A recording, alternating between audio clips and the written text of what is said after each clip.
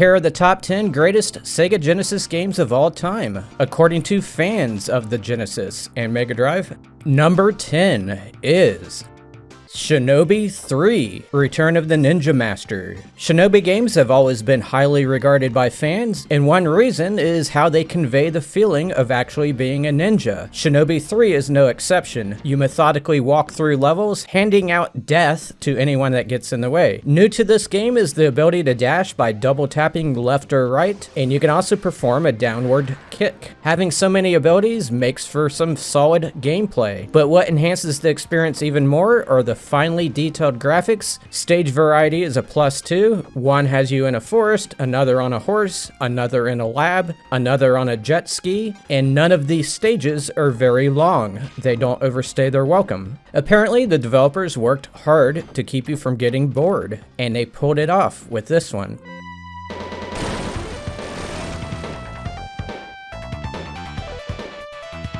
Number 9 is Shining Force 2. This is a tactical RPG where you go around recruiting allies, and then you take some of them into turn-based battles that take place on a grid. The previous Shining Force game on the Genesis was the same type of game, and it was also highly praised, but the vast majority of Genesis fans believe that Shining Force 2 takes everything that game did and does it better. There are now promotion trees. The AI of the enemies during battle has been greatly improved, but the most common thing I see people saying is that the game's world feels large. It's full of places to explore. You can find hidden items and hidden characters who can join your team. According to one of the game's programmers, they almost made the game too large. They had to compress the files quite a bit to get them to fit on the cartridge, and it ended up taking up 99% of the memory space on the cartridge.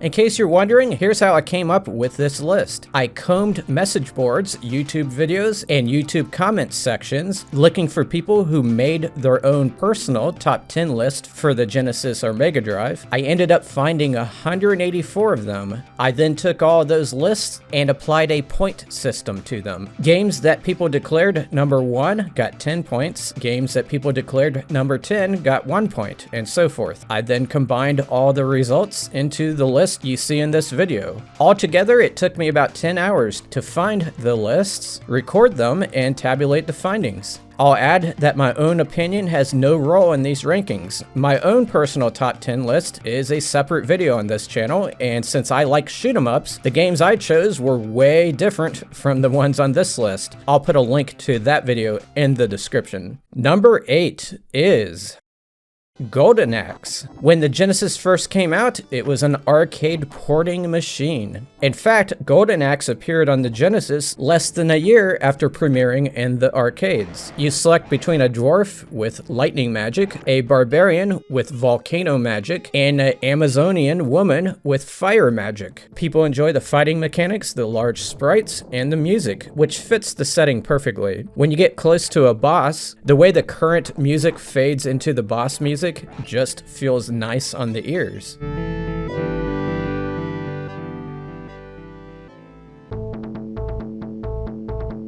Golden Axe is a simple pick up and play, no tutorial needed beat 'em up, and the best thing about it is that you can play it cooperatively with a friend.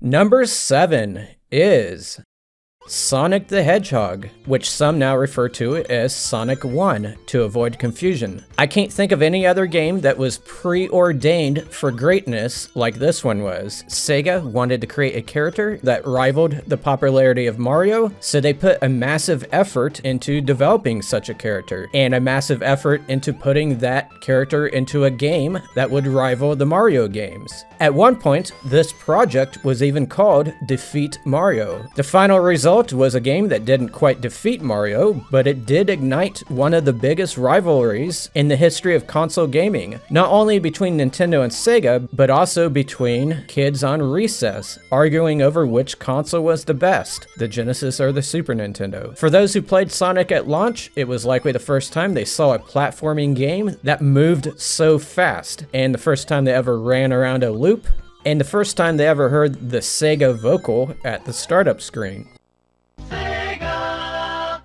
It was like their Genesis system had been upgraded. Of course, the game looked gorgeous and was just fun to play, and it still holds up when you play it today.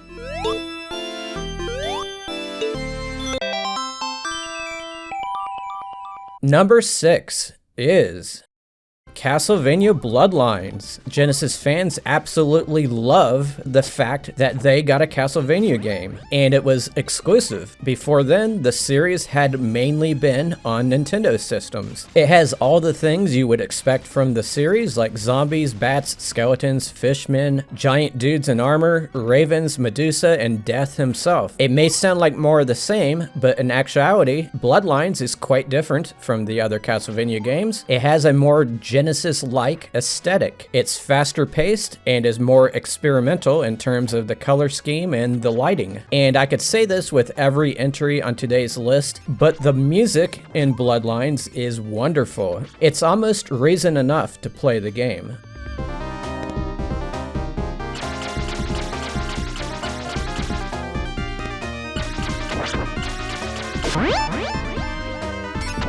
Number 5 is Phantasy Star 4, The End of the Millennium. People often say that the Super Nintendo had better RPGs than the Genesis, which may be true, but then again, it could also mean that people are unaware of how good some of the RPGs on the Genesis actually are. And Phantasy Star 4 is a good one. The story takes place across different planets and has a futuristic setting, which set it apart from most RPGs at the time. I personally have never played it other than to capture this video, but from what I've read, this game improves on the previous games in just about every department. The dungeons are better designed, making them less easy to get lost in. The graphics have also been improved. People also enjoy the characters, specifically the way they interact with each other through these comic book style windows, which I believe are the first of their kind in a Phantasy Star game. The art within those windows is very well done, and the chatting doesn't go on forever like in other games. People also say that the combat has improved.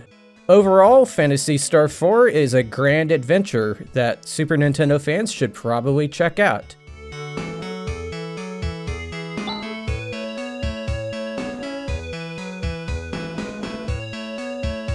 Number 4 is Cliffhanger.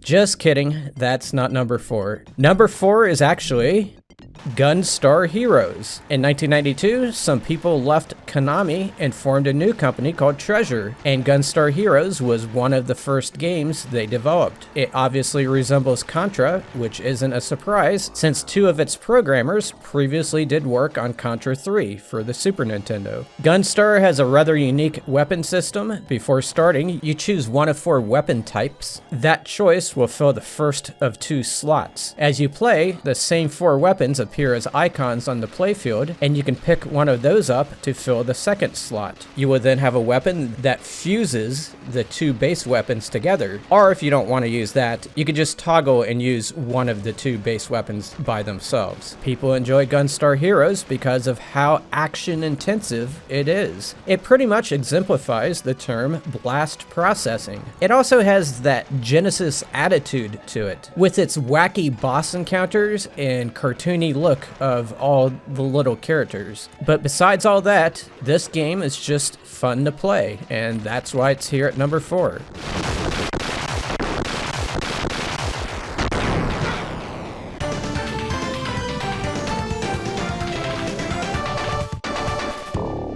Number 3 is Sonic the Hedgehog 3, the vanilla version. All the things I said about the first Sonic game apply here too. Fast speed, spectacular graphics, awesome music, but for this one, the stages are a lot more expansive and they're packed with a lot more secrets. It rewards you for exploring and looking around. There are 3D bonus stages that you can find by locating rings in the scenery. There's also some new power-ups, including a flame shield, which gives you a mid-air air attack, a water shield, which keeps you from running out of air while underwater, and a lightning shield, which causes rings to come to you and gives you a double jump. And to top it off, the cartridge has a battery backup, so you can save your progress. It's an awesome game and a testament to a time when Sega was running on all cylinders.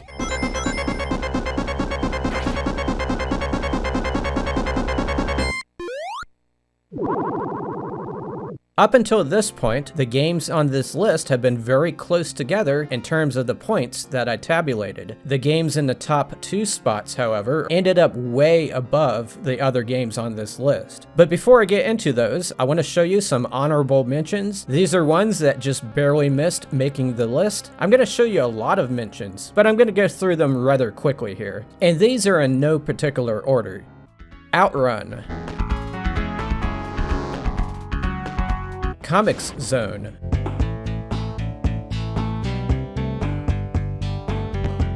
Rocket Knight Adventures, The Revenge of Shinobi, Shining Force, the first one,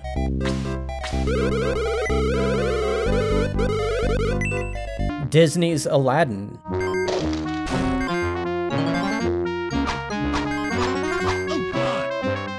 Ghouls and Ghosts,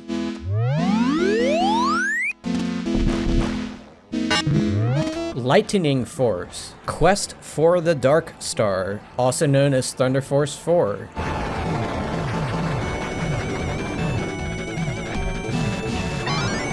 Contra Hardcore,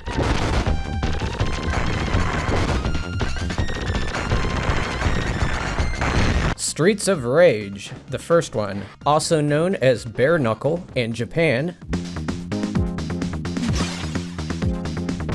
Castle of Illusion, starring Mickey Mouse.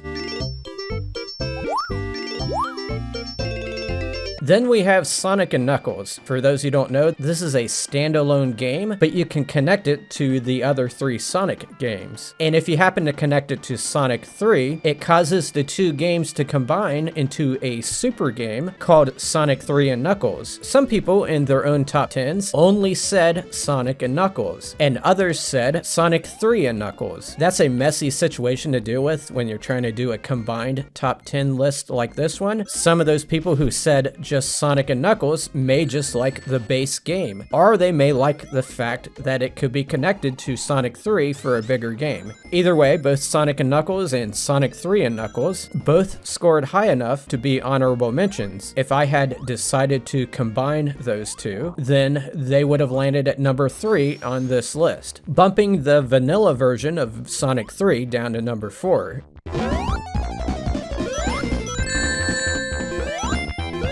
Number 2 is Streets of Rage 2, also known as Bare Knuckle 2 in Japan. The first game was already an impressive beat-em-up that turned a lot of heads in the gaming community, but Streets of Rage 2 took everything that game had and turned it up to a 10. It featured big, beautiful sprites, spectacular movesets, 4 characters to play as, enormous enemy variety, a high number of enemies per screen, memorable locales, silky smooth animations, and vivid graphics in all areas of the screen. The music is peak Genesis, and it's so involving with the gameplay that some part of your brain might think that you're at a club dancing.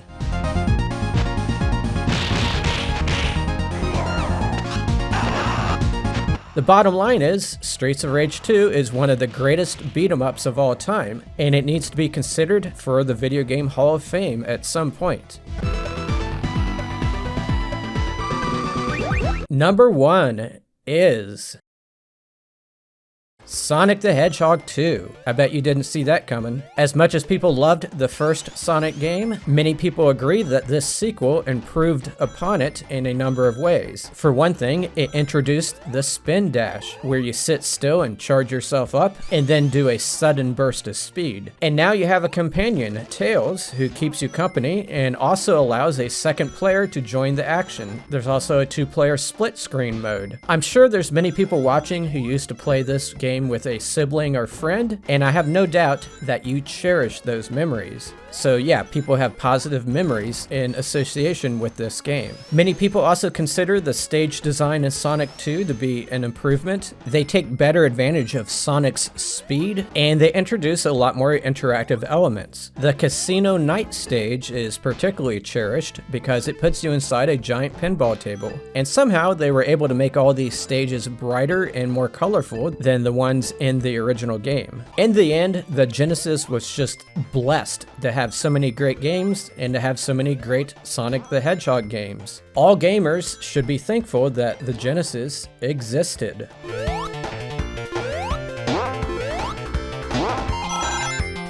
Thank you for watching this video. Like I mentioned before, I have my own personal top 10 Sega Genesis games list, and I'll put that on the screen in front of you. In the meantime, I'm gonna go make another list. See you next time.